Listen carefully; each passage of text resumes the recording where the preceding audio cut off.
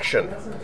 Hey folks, Greg Koch here on Wildwood Vision here at the NAMM Show 2013. We're here in the Paul Reed Smith lair, if you will. And I'm talking to Gary Grainger. And let me tell you something, listeners. I've been a fan of this man's bass savagery for quite some time. Let's do a quick recap on three of the greatest records of all time, in my quasi-humble opinion.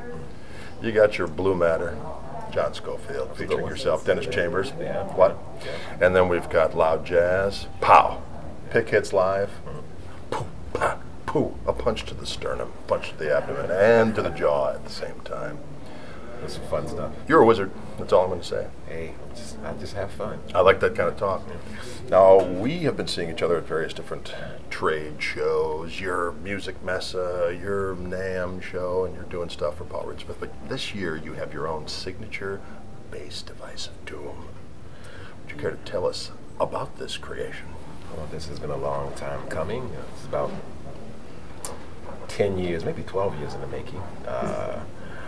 Started off with Paul, like I said, about 12 years ago, and we came up with this design bass, which is kind of like a combination of all my basses I like to play, because he wanted me to demo his bass. Okay. And I played it. It was pretty good, but it didn't quite fit the style that I like to play. Sure. So we sat down and said, okay, if you had to design a bass, what would you do?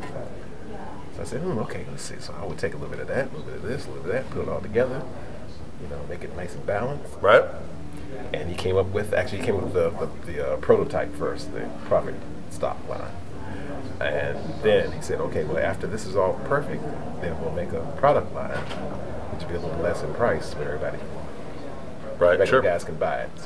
And that's where this came in. This is the year for it. Excellent. This is the 4-string model. Basically, after going through all the changes and everything, we came up with this two volumes system that you can push-pull for. Okay. That's passive. That's active. Then you have the bass mid-treble. Cool. And they're all nice, sweet points. Yep. I've had that bass in the studio thousands and thousands of times, so it gets any kind of tone that I want and any kind of style that I play. Excellent. It's all good. And then we had some other bass players come and join me in this venture. Mm-hmm. Wizard from Mother's Finest. Oh, yeah. Fell in love with it. Rhonda Smith. Yep.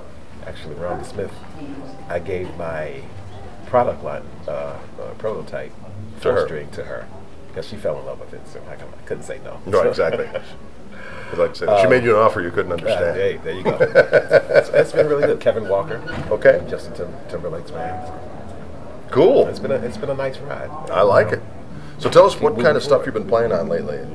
You're here with your brother Greg on drums, and you live in Baltimore, right? I live in Maryland. Okay. In Maryland. Mainly been doing the acoustic alchemy project. Right.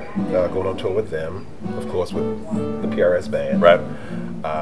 And then we do our own stuff, Grainger records, and we've been doing our own projects.